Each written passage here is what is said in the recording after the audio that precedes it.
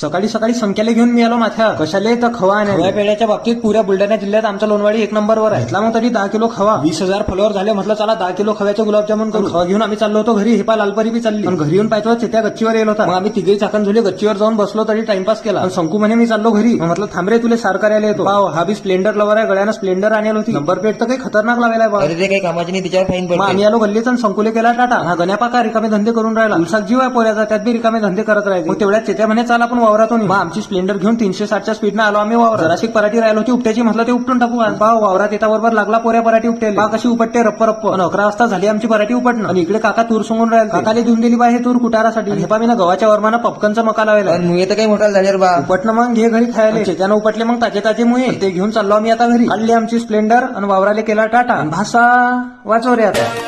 कांटों ने फूलों ने मुझको बुला